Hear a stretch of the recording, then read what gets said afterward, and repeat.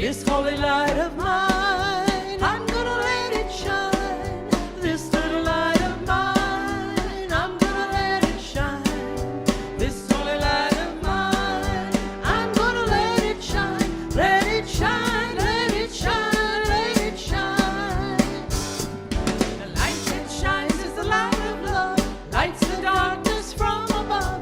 It shines on me and it shines on you, and shows what the power of love can do. Gonna shine my light both far and near, shine my light both bright and clear. Any dark corner of night I find, let my holy light shine. This holy light of mine, I'm gonna let it shine. This holy light of mine, I'm gonna let it shine. This holy light of mine, I'm gonna let it shine. Let it shine, let it shine, let it shine. On Monday he gave me the gift of love. Tuesday peace came from above. On Wednesday he told me to have more faith. Thursday he gave me a little more grace. Friday he told me to watch and pray. Saturday he told me just what to say. Sunday he gave me the power divine to let my holy light shine.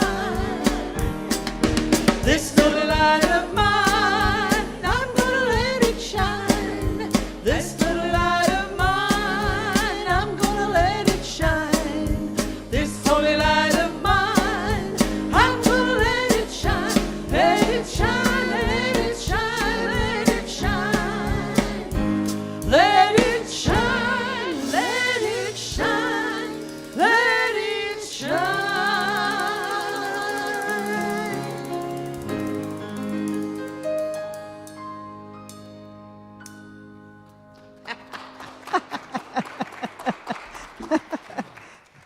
I love that little surprise there at the end. I'm not sure Yeah. this is on.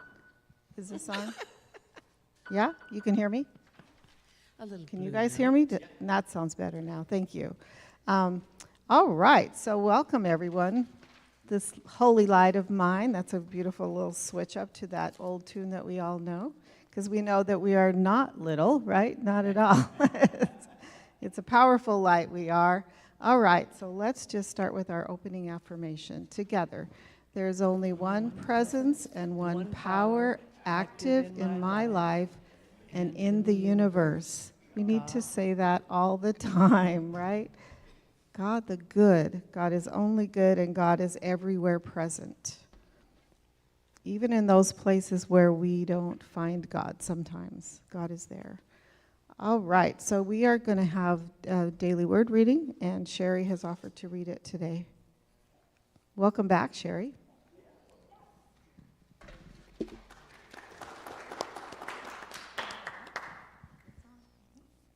I'm not used to speaking with a mic.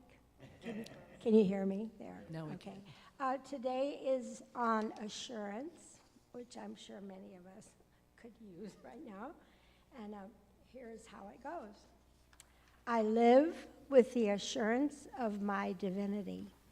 There may have been many times I doubted my ability to create the life of my highest imaginings and resigned myself to living a limited life. Today, I make a new choice. I see myself as fully divine and fully human. I am so much more than my past.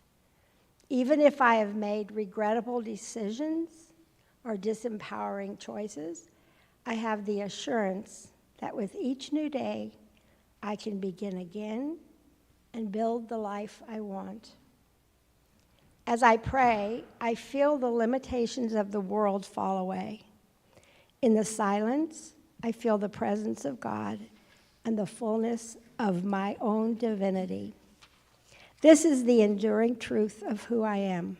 I affirm, I am strong, I am creative, I am wise. I leave the past behind and eagerly create my future, assured of my eventual success. And this is from 1 John. By this we know that we abide in him and he in us, because he has given us his Spirit. Great job. Thank you so much, Sherry. All right, we're going to stand and greet your neighbor. A handshake, a hug, a fist bump, a high five.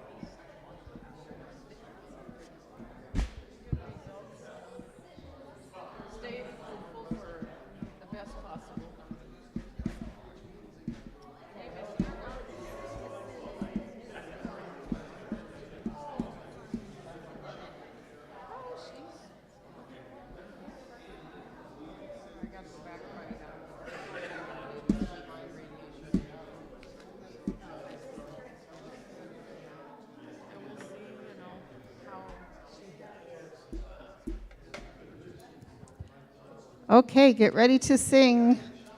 Please remain standing. But they'll call me tomorrow. So thank you for that. That's nice. I appreciate that. Okay, here we go. We have a new song for the community song. I think you've heard it. We've done it, but not as the community sing. But it's nice. We're doing 3 verses and choruses. So here we go. 2, 3.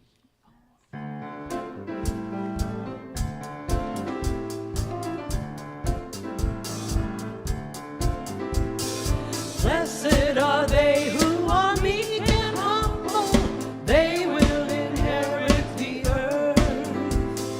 Bless us, O Lord, make us meek and humble. Bless us, O Lord, our God.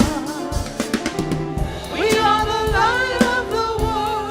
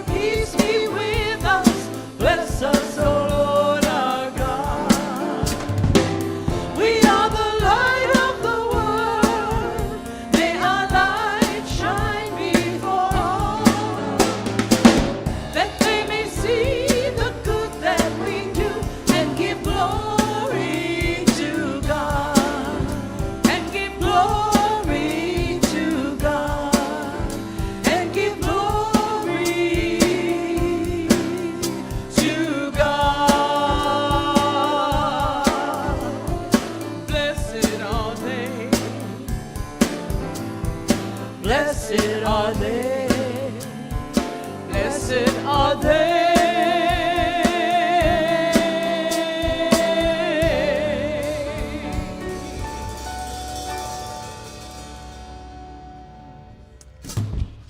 Yes. That's fun. I like that one.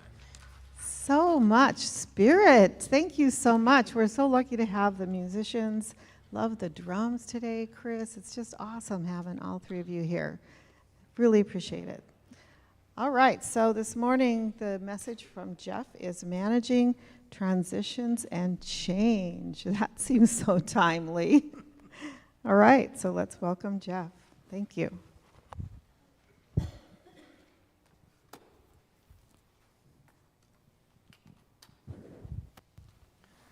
right, everyone, let's just settle into our chair, into our seats.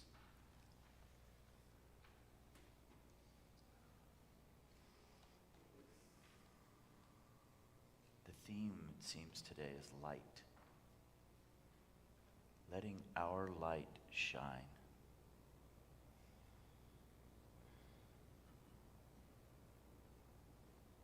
Let's all take a deep breath together.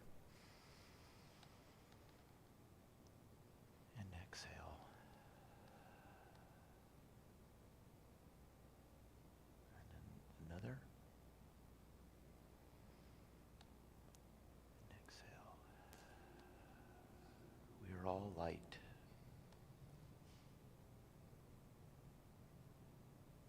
At times, different brightness. At times, different hues.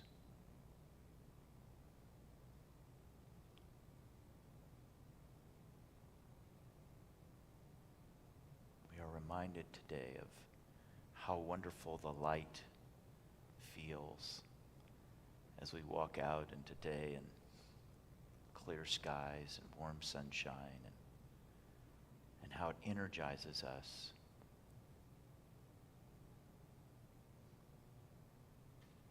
Now, just as that light energizes each of us, let's just think for a moment of how the light we have, the light that is us, and how that can energize those around us.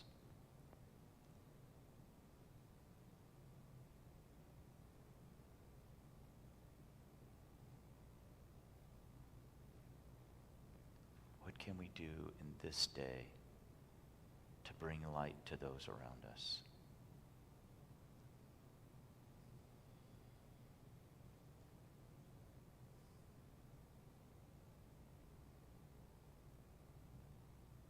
Maybe it's in a smile, a kind hello, a kind welcome.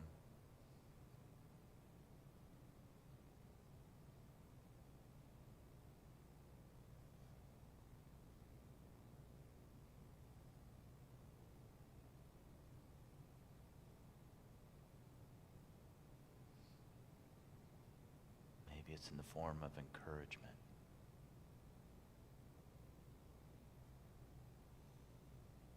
As we cast our light onto a situation or an encounter that helps someone else see before them.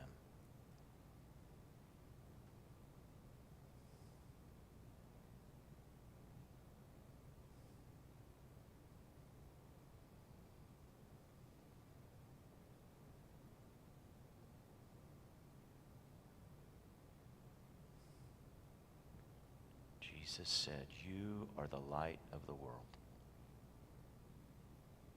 You. Me.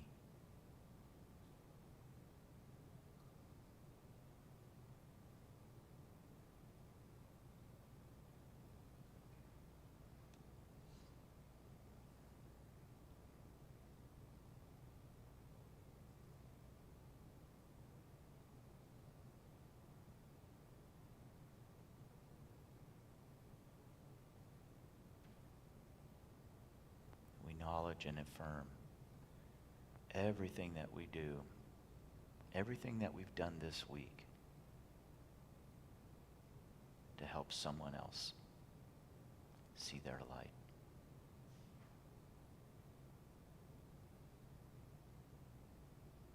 Help someone else see beyond the darkness.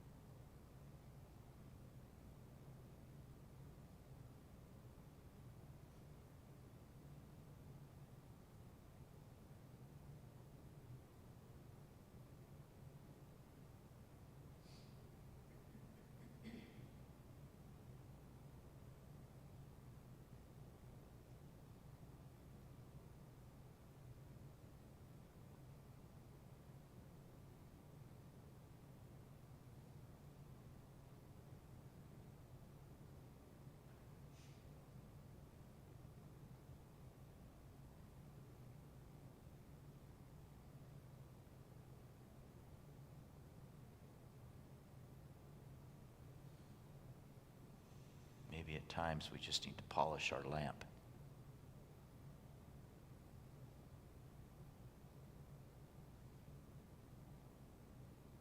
Helping our light be a little lighter, brighter.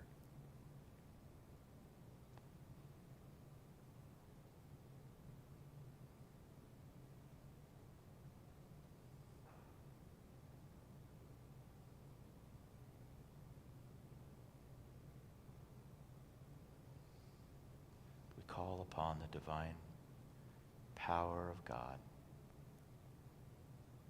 to remind us each day, each moment, the opportunity we have to be light, to be bright, to be warm.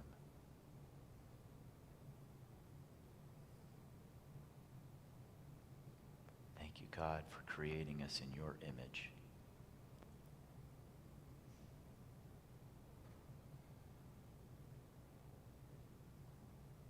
Providing us with everything that's available. Nothing has been left out.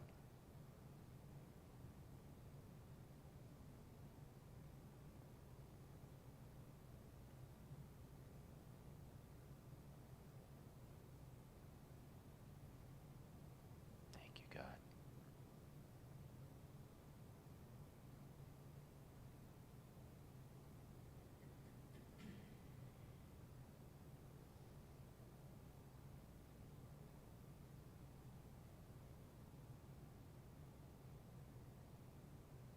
Let's all take a deep breath together.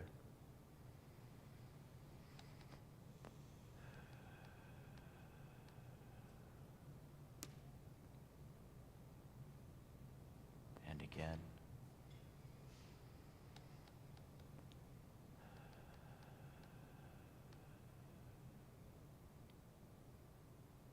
And one last time.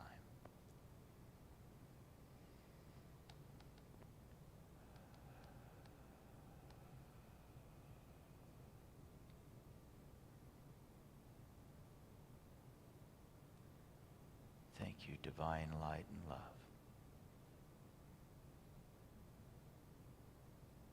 As we say together, and so it is.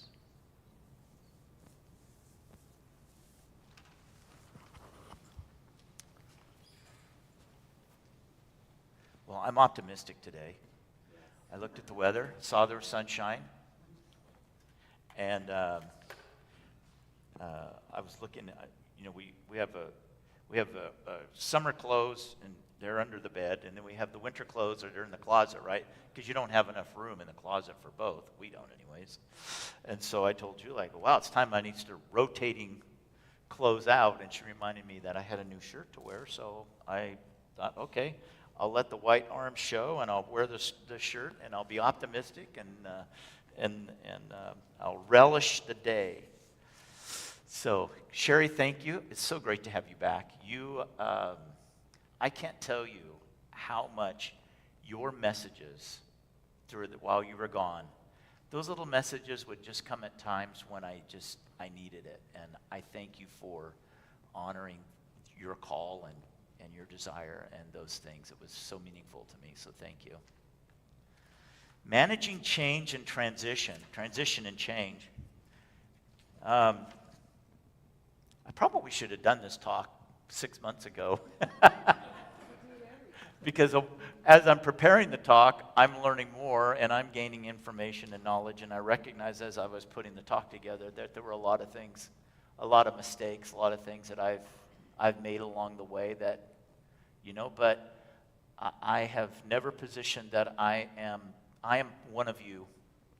And we're all in this together, and we all make mistakes, and we all do things, and we stub our toe, and that's okay. Because it's not that the fact, it's assured that we're going to make mistakes. And it's not the mistake that defines us, it's how we react and respond to those. And then, how do we prepare ourselves moving forward so that we can do a better job? Last week, we took a look, and I kind of talked about all of the things leading up to Holy Week. We talked about all the things that Jesus and his disciples were doing along the way to Jerusalem. The preparation of what Jesus was going through and preparing himself to do. Today, in my talk about managing transition and change, I'm trying to do this in a way that prepares us for what's to come. Now, you notice in some of the messaging and the newsletter and that sort of thing, I keep talking about something brand new, and that's coming after Easter. But what I'm doing is I'm setting the stage for something brand new. Now, we can talk about change and we can prepare about change, but we never know how we're going to respond to that until we're in the middle of it. We can always say that we're going to be this, and it's easy to do that when you're not in the midst of it. But as soon as you walk into it, all of a sudden you recognize maybe there was something you didn't think of or prepare for or that sort of thing. And that goes for me here in this transition. In my exuberance and in my enthusiasm and my passion, I've made some mistakes. I've stubbed my toe. And I'm not afraid to stand up in front of you and admit when I'm wrong and admit when something has to change in me. Because I feel as I lead, I feel my call is to lead by an example. Not in denial, but as an example of acceptance. For some reason, just the word change is difficult for people. And they get a little uneasy. So I use the word transition as a way to help in that. Because change seems very kind of confrontational, doesn't it? It's like all of a sudden I'm faced with this and I need to do something. Whereas transition feels more like we're just slowly going to make this, right? And so to me, they do mean different things. But they do get us in the same place. So we'll talk today about leading ourselves. One of the book that I read in preparing for this and have been reading, it was actually gifted to me when I was at Unity South Hill, and we were going through a change there with our board and having to let a minister go and all that transition that was going on there. We recognized that there was some transition and changes that we were going through. So as a board, just like we did as a board of book study, we did a book study there on how to manage change and transition. And so while that book was written more toward the corporate culture and institutional culture, there's still a lot of things that are relevant to us as individuals. So I've taken some liberties in changing some of the wording around a little bit so it could relate to us, and we're able to personalize it rather than looking at some corporate structure. So how we handle change, as I said, it's really about how we handle change and our resistance to change. How we relate to people who are resistant to change. Our feelings and emotions that are attached to transition and change. And then how do we drill down into those feelings and understand what is going on? How do we relate in a way that shows care and concern, curiosity, empathy, and sympathy? And what feelings are attached to that? There are basically, I'm jumping ahead here. So let's talk about the difference between change and transition. So in the book, they talk about that change is situational. And in the book, they talk about, a new CEO or a new change in corporation or whatever. But I'm breaking it down to a new situation. Could be a new car. It could be a new relationship. You have the change is the situation, and transition is the psychological effects of it, how people process and accept the change. So in other words, we see something that's going to change, and in our brain, in our mind, we have to make a transition of how we feel about that now to how the possibilities, right? And sometimes that transition is easy because it's like, a new car. I'm excited about getting a new car. I'm excited about a new house or a new relationship. And that's the initial. But then as we get into that, we realize, I'm not so comfortable with this. So let's say, like, I think back when Julie got a new car a couple of years ago, and she was all excited, and this car does all this stuff. But it was very frustrating. And that happiness and that joy of a new car became, now we got to figure out how to do this app, play car thing, CarPlay thing, and how this works and how that works. And there's still things beeping in that car. I still don't know where it's coming from.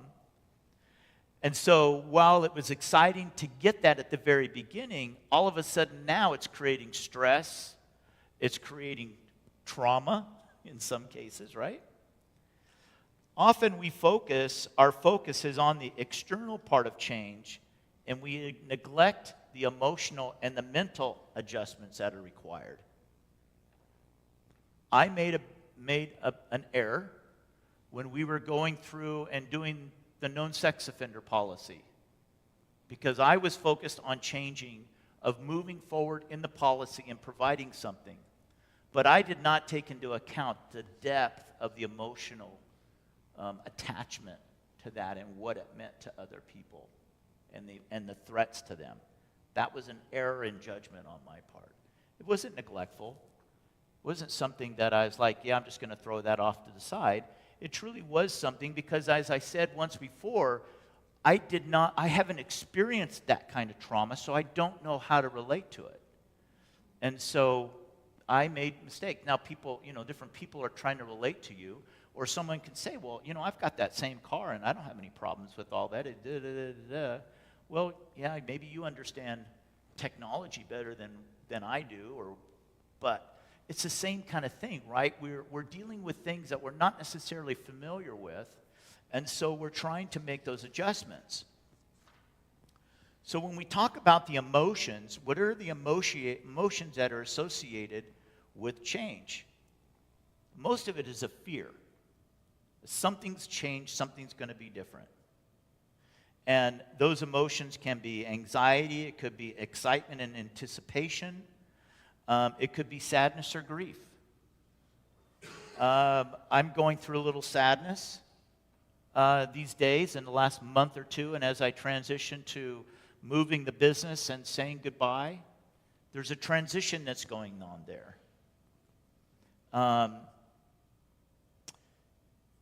There can be frustration and resistance.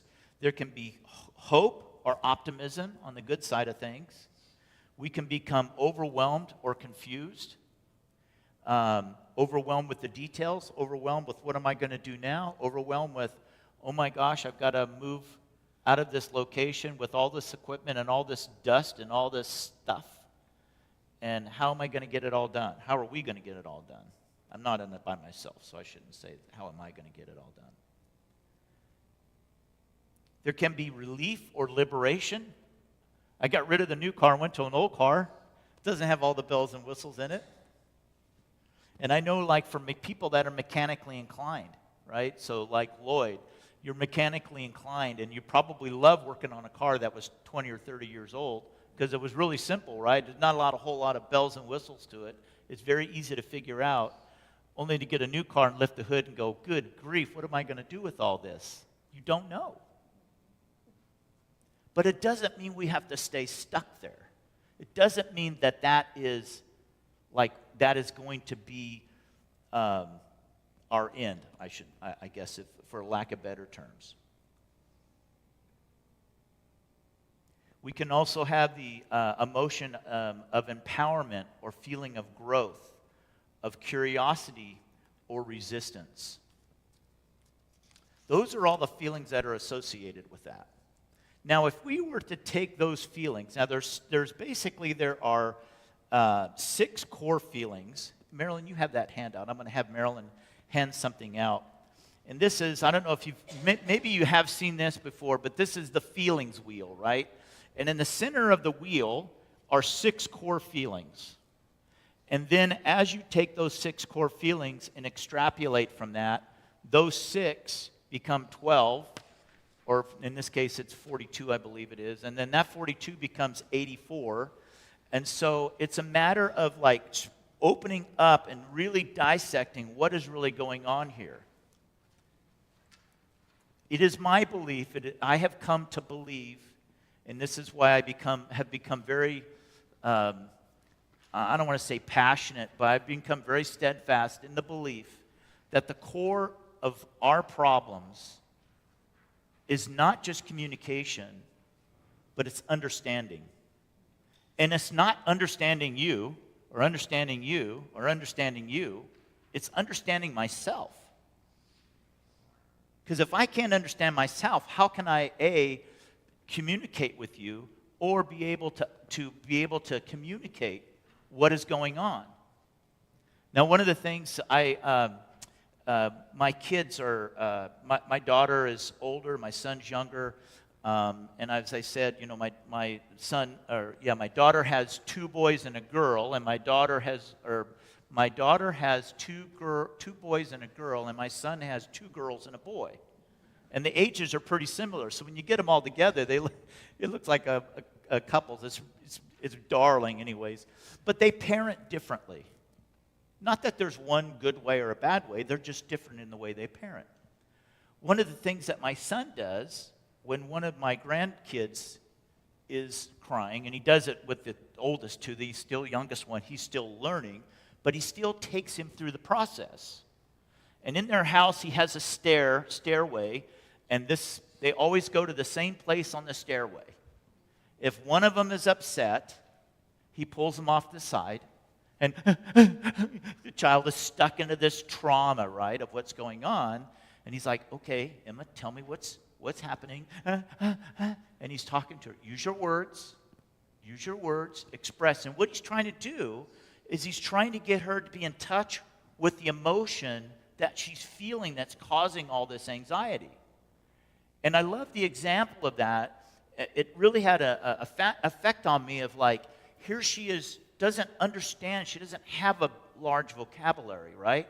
But she has all these emotions, all the same emotions, but her at young age trying to put vocabulary to all these emotions is extremely difficult. Maybe she only understands 6. I'm angry, I'm scared, I'm sad. And that's as good as it gets right now because the correlation between her level of understanding and her ability to communicate it are out of sync. And the same thing is there for us as adults.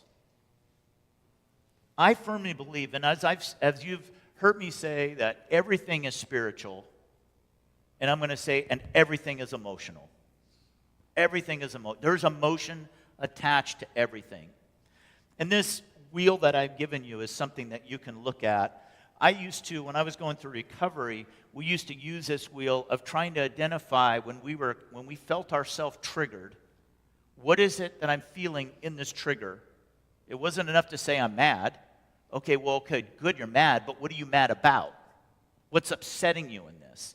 And so then it's a matter of kind of like working yourself back from the pimple of being upset to understanding where at that point did you become upset and for what reason. And maybe it has to do with, we learned in A Course in Miracles this past week, we learned of a term which I love and stuck out with me was these thought systems. Thought systems. So what system of thought am I associating with this belief that I'm carrying forward? Now, in the book that we studied, The Crucial Conversations, we identified a practice to where we can be having a conversation, and what you're hearing me say is not what I'm saying, or may not be what I'm saying. So we take a pause, time out, hold on. What story, I love this, what story are you hearing right now?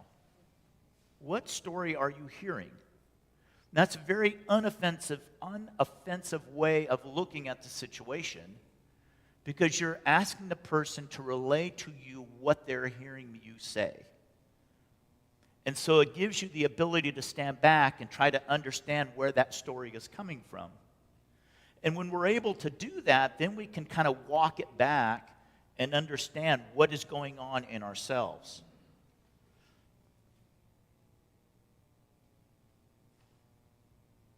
There's something I heard when Sherry was reading the Daily Word this morning. Disempowering decisions. Disempowering decisions. So we can make decisions in our life that disempower us and prevent us from being who we fully are. So it's another thing that we can do to overcome the change and transition. So those changes, when they come about, create something in us, right? There's a reaction. And so then the opportunity for us is to find out what that reaction is based in, and then find out, is there really truth in it? And I would submit to you that most of the time what you're feeling as a result of the change is not truth. It may be your truth because it's coming from a place of something that you've become familiar with, or maybe a pattern, right? But what you're actually feeling isn't the truth. And then it's a matter of trying to understand the divine creation that we are, and is that really God's truth for us? Am I really an unpeaceful person?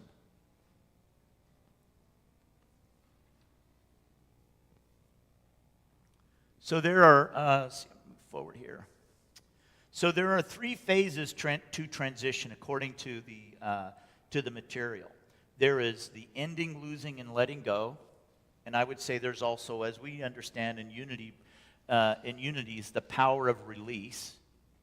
Then there's the neutral zone, the buffer, and then there's the new beginning. And I would say that the neutral zone is dependent upon how big is the change going to be. If it's dramatic change, then maybe the point between that zone, between the ending and the new beginning, that neutral zone maybe needs to be a little bigger to allow more time for people to grieve, recognize the release, recognize that things they have to let go of. People in the ending, losing, and letting go, people must first let go of old ways, roles, or identities. This phase can bring fear, resistance, or grief. Leaders should acknowledge these emotions and provide clear communication. Then, as I said, the neutral zone. This is the uncertain in-between phase where the old ways are gone, but the new ones are not fully established. It can feel chaotic. It is also a time of innovation and creativity. And I would say to you that the reason why our country is in such an upheaval right now is because there has been very little neutral zone. There has been a change in leadership, and that leadership has decided to shorten the neutral zone to go to something to make this change. And that creates chaos and fear because people don't have an opportunity to understand what is going on. The mistake that I made early on with the policy and all that was to try to take on something that there wasn't enough neutral zone for. So it didn't give an opportunity for people to get to know who I am. And so consequently what happens is people have created beliefs about me that are completely inaccurate and unfounded. But I have to take responsibility, partial responsibility for that, because I did not allow for enough neutral zone. And then there's the time of the new beginning. And as people embrace the new reality, they developed a renewed sense of purpose, confidence, and direction. The phase requires strong leadership, clear vision, and reinforcement of new behaviors. And I will say that when people, God has gifted us the power of creativity. And when we're in that zone, that neutral zone, where we're not feeling, where we're able to let go, the power of creativity becomes much more apparent to us and allows us to move into the new beginnings. Because now we start seeing things different. We start imagining things. I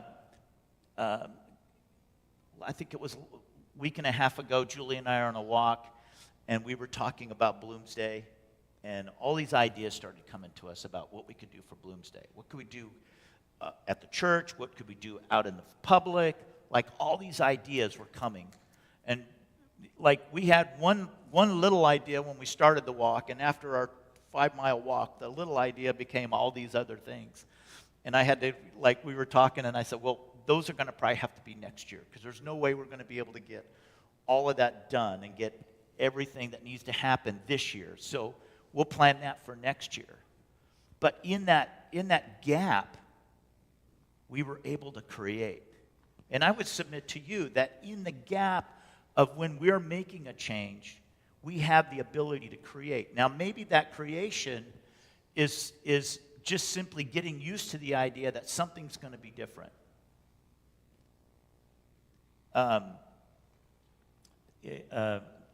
Most of us have to deal with the upgrade in our software and our computer and our devices, right?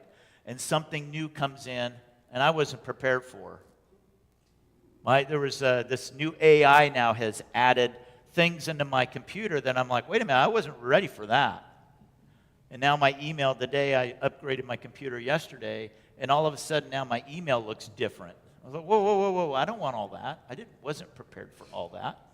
And it's almost like you wish that they would actually give you a video and say, before you do this upgrade, this is what's going to change.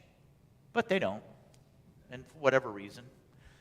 I guess maybe over years and years of experience, they expect us to just figure it out. But still, it creates angst. Right, Byron?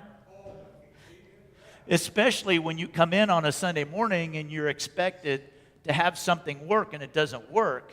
Now your angst went to fear, and your fear goes to anger, and now it's a much bigger issue because we weren't ready for it. And usually that kind of stuff happens when you least expect it.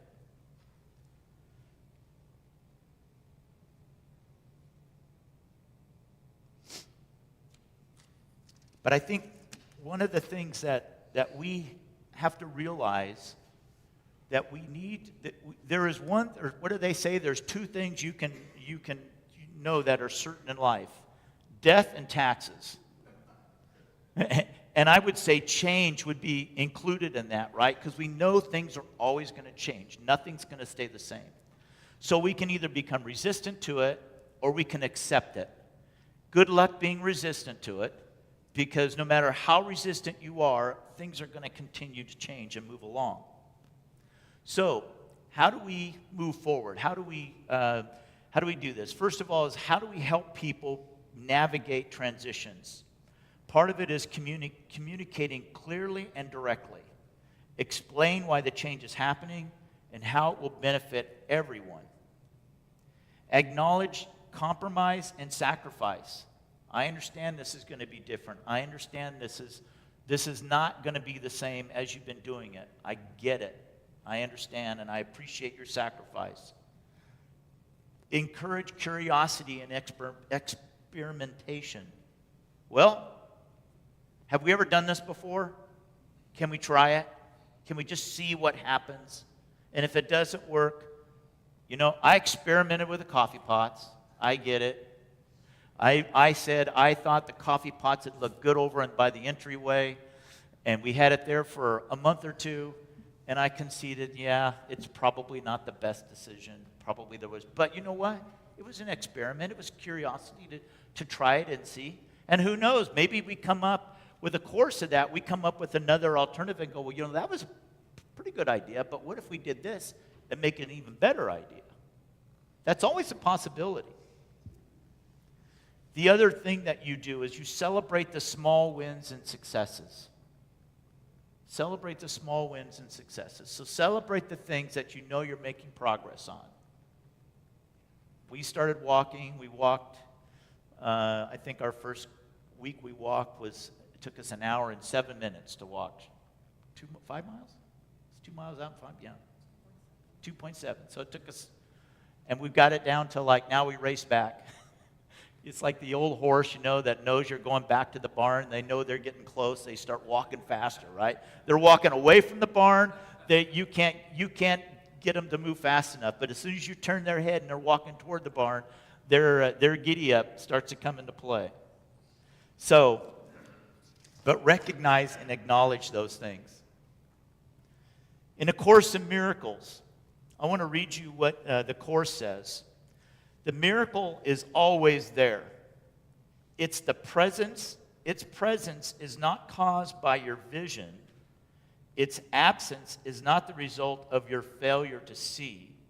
It is only your awareness of the miracle that is affected.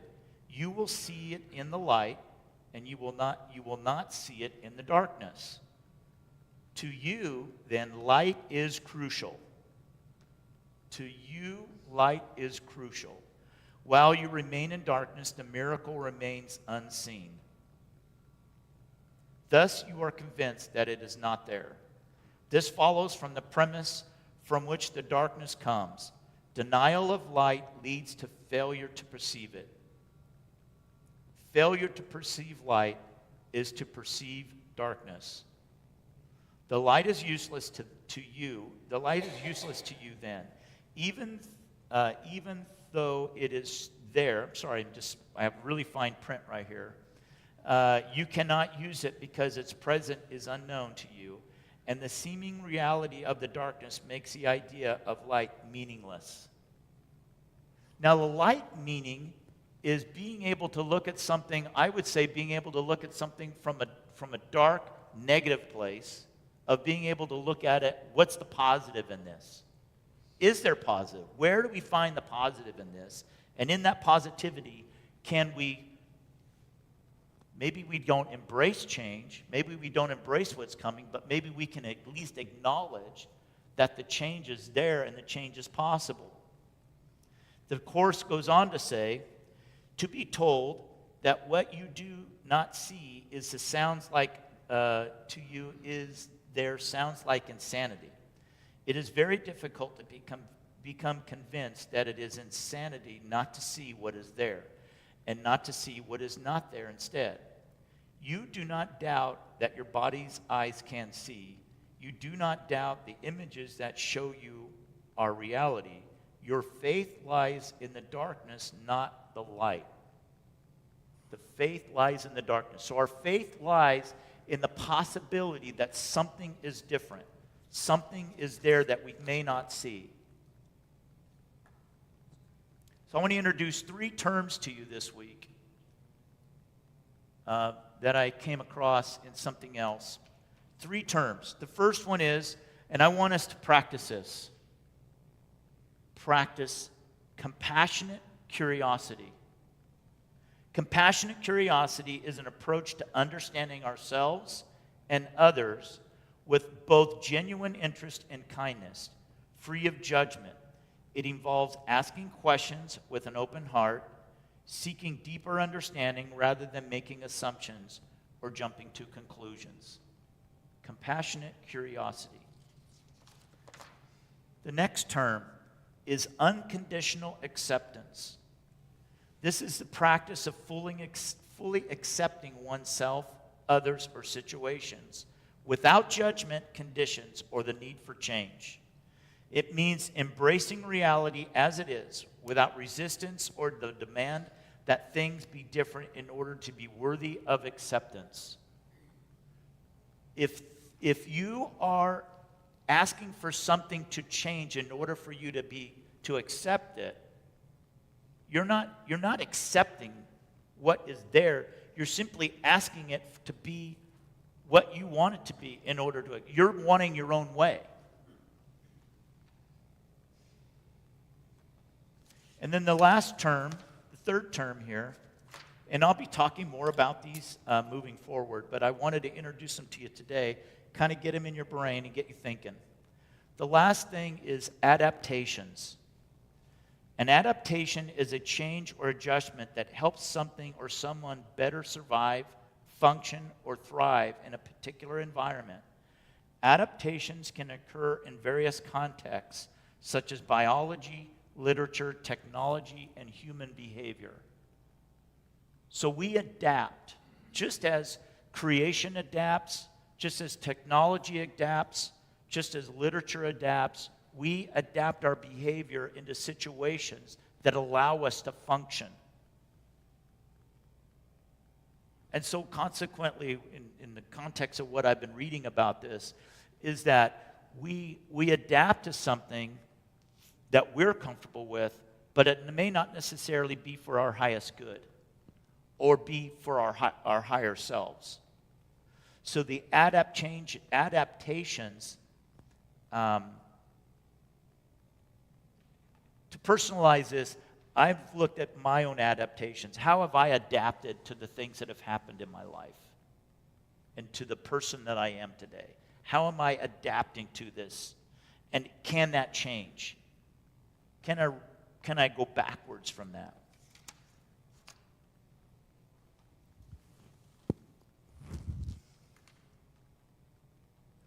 I want to read you something that I went out in a group message this week, and I thought this was so relevant.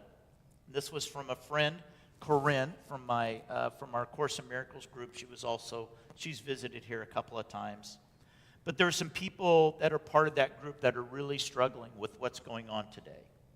This is what she wrote. Good morning, everyone. I wanted to share a thought that I was reflecting on this morning. I thought about suffering. I think about suffering often as I see so much of it around me. As I reflect this morning, I felt compelled to share my thoughts. When you're struggling with a decision that causes you suffering, ask yourself, what am I resisting? What am I surrendering to? Suffering often arises from holding on to something that needs to change or fearing what's beyond our control.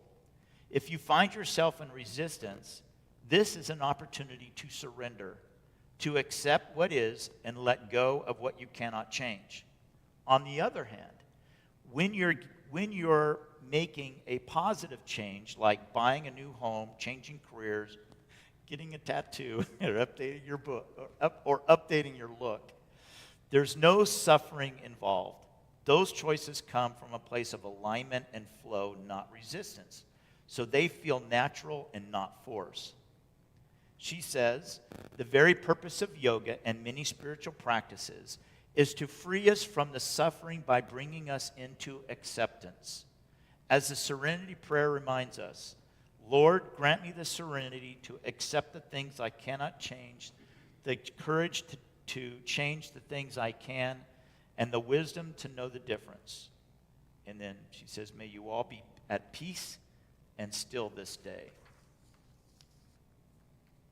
It's amazing when you're in this place of preparation and the things that come into your awareness. I don't know if any of you have been reading the Lent book, this Lent book, but there was today's fifth Sunday of Lent. I'm not going to read it. If you want to read it, it's up here. I'll have it. But today's fifth Sunday of Lent was, the title is, Jesus accepted his human reality. He accepted it. In the weeks to come, next week, of course, is Palm Sunday, and then following Easter Sunday, and then in the third week, I'll be talking about I call it the aftermath of the resurrection, but it's basically a post-Easter message. And then on May the 4th, we have Bloomsday, and it'll be our Bloomsday experience, and we'll have more. We have a lot of ideas that we're cooking up on that, whether you want to participate and be out walking with the rest of us, or if you want to just be here, but there'll be some things going on to help that. And then after that, I'm not sure if it's a 3-week series, but the series is called Something Brand New, and it has to do with post-Easter and post the resurrection. And it's really it's one of my, it's a favorite topic. It was a series that someone else did, but I'm going to adapt it because it was done in an evangelical environment. I'm going to adapt it. I'm going to take the evangelical out of it, and I'm going to talk about it. But it has to do with what the church, the history of the church, and how the church took what Jesus came to do and conformed it into something that they were familiar with. So taking something that was in its purest form and saying, well, we don't identify with that, so we need that to look like this, and this is what it looks like. It's an interesting subject, and I think you guys will enjoy it. Okay, and so that I say, stay curious and be the blessing.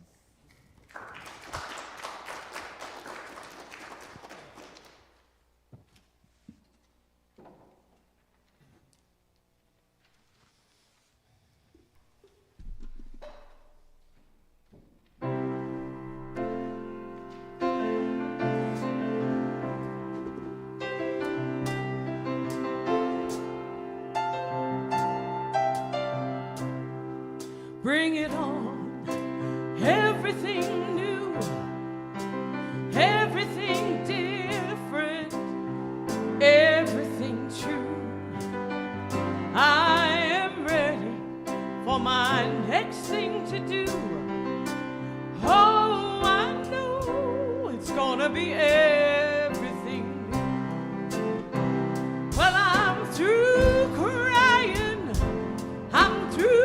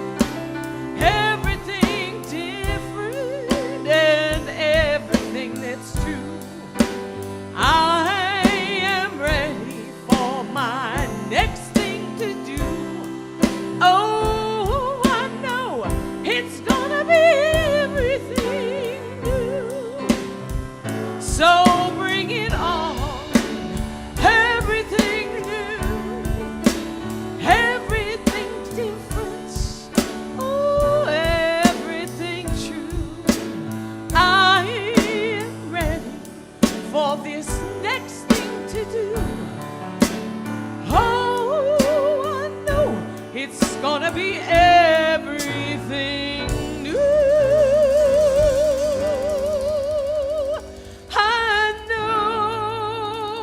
It's gonna be everything, everything new.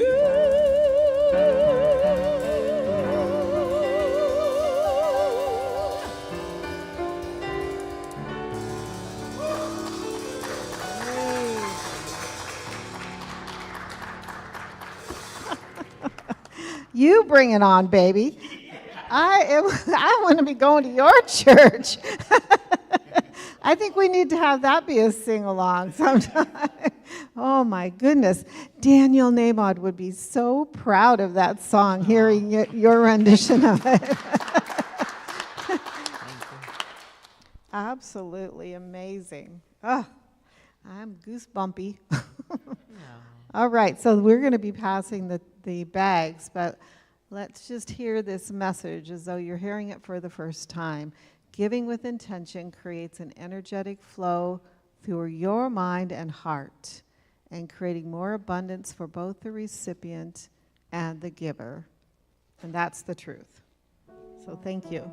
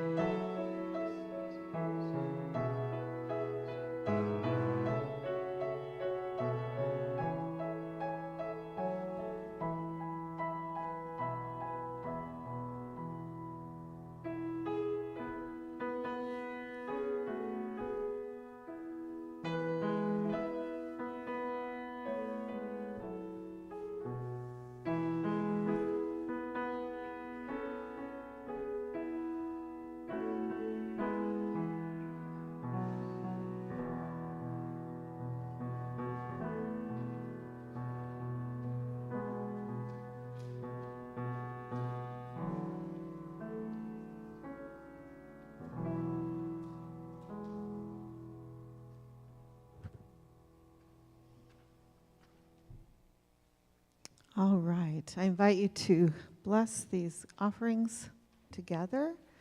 Divine love in, through, and as me blesses and multiplies all that I am, all that I have, all that I give, and all that I receive. Thank you so much. And I do want to, at this time too, still acknowledge our prayer boxes over here. I invite anyone who is in need of prayer or who knows someone in need of prayer to place your intentions in there. And thank you, Marilyn, for lighting the candles today. It's a symbolic lighting of little tea lights, but it's such a beautiful remembrance of us all being in this prayerful place. So I appreciate that. Thank you, Marilyn. And I know that it's an honor to do that too, isn't it? Because that puts you in the center. All right. So thank you, Jeff. So that wheel is a gift for you to keep, that little color wheel. It's a really important thing to understand that our emotions are so vast. And if you can look at those color wheel, the ones on the outside, any of the ones that have an ED, like betrayed, So any of those ones that basically it requires another person to do it to you, right? there's some emotions that we hold on to deeper than others, and when there's another person that you perceive has wronged you, see, wronged, that has an ED also, right? Those are the ones that are especially hard for us to let go of, and those are the ones that create the stories in our mind. So we are such habitual beings around patterns, and if we see those patterns happening again, it takes us directly to that story, but we don't always know that it's coming from our past, not from our present. And that's why we call that projection, right? In Unity, we project this past onto our present experience, and to have the wisdom to know that God is always there, right? That goodness is always there, and just have that discernment about what am I believing right now that's happening. And that, I mean, that's something that we just had that experience with. It was like the projection from people's past was something they cannot get beyond at this point. And that's why acceptance is something that we just need to offer them. We need to offer them this beautiful knowingness that God is always present, and that the truth is available to them, and that healing is available to all of us. It's been challenging. Yeah, thank you so much. All right, let us read the Unity Statement for Peace together. Unity stands for peace in the presence of conflict, for love in the presence of hatred, for forgiveness in the presence of injury. Unity honors the many names for God, the many paths to God, the many ways to worship God. For there is one power and presence of God, and that God loves each one of us equally. It is therefore the position of unity to urge all nations, their leaders and their people, to turn to God by whatever the name for guidance during these challenging times, and to pursue peace, for this is what honors the God of all our faith traditions. Amen to that. Okay, so some announcements. I'm not sure we're really to announce Bloomsday yet, but Bloomsday is going to be something different. And so some of us, I think, are going to be out in the festivities, and some of us are going to be here preparing for the further festivities. So it's an open invitation for you to self-select which of those you'd like to be a part of, or both. So yeah, it's Bloomsday is it's really becoming kind of a sacred tradition in Spokane. It's such a beautiful beginning of a new time of the year, right? We're welcoming spring, we're welcoming this new life. So we're going to be doing that here as well as out there, and so more to come on that real soon. All right, so let's go back to what's the one that I missed? Sorry. Okay, so the Divine Flow is the name of our newsletter now, and so if you're not getting that, there is a QR code that you can scan, or you can sign up out in the foyer. We want to make sure everybody's getting that newsletter. So we're looking for volunteers. So we're going to be looking for some volunteers on Bloomsday. It's not specifically listed here, but yeah, platform assistants. We'd love to have other people that want to step up and do that as well. Daily Word readers, that can be your first step into becoming a platform assistant. Okay, Course in Miracles study group meets twice, Tuesdays in person at South Hill, Thursdays on Zoom. Unity Jeff Tawney at Gmail to get the link if you don't already have that. All right. So we do still have weekly meditations, Wednesday, 6 o'clock. So Jeff will be doing the meditation this week. And then on the last Sunday of the month, so we need slides for these things. The last Sunday of the month is always going to be the Unity class. If anybody wants to have a deeper understanding or an introduction to Unity, I will be doing that on the last Sunday of the month. All right, so we do not have any young people, but we have lots of former young people in the room. So let's read this youth blessing as though we're manifesting for ourselves. Okay, together. Be the love you are. Sing the song you hear. Share your joy of life with people far and near. Right, thank you. All right, so we're going to just get in a circle and we'll It's also birthday Sunday. Do we want to? Oh, yes, it is. birthdays? Do we have anybody that's celebrating a birthday or even an anniversary this month? Anybody?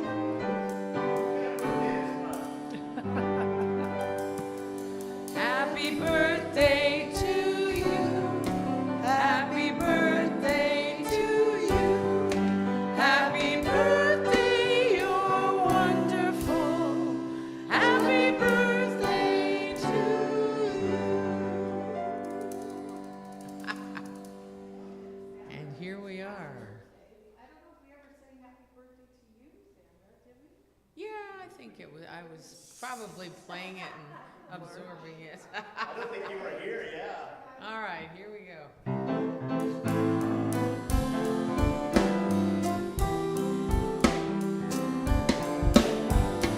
Let there be peace on earth and let it begin with me. Let there be peace on earth, the peace that was meant to be. With God as creator, family all are we. Let us walk with each other in perfect harmony. Let peace begin with me. Let this be the moment now. With every step I take, let this be my joyous vow. To take each moment and live each moment in peace eternally. Let there be peace on earth and let it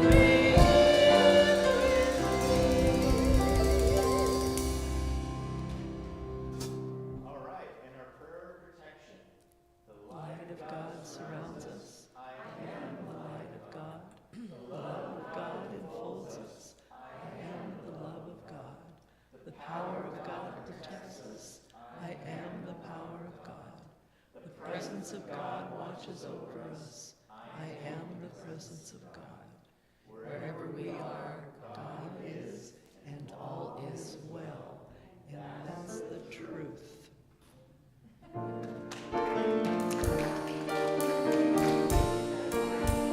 I see trees of green, red roses too. I see them bloom for me and for you. And I think to myself, what a wonderful world.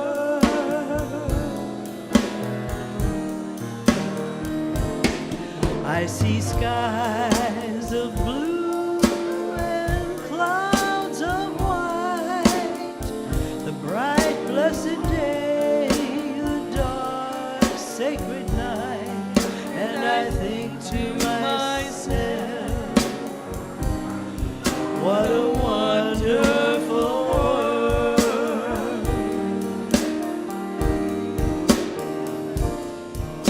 The colors of the rainbow, so pretty in the sky, are also on the faces of people going by.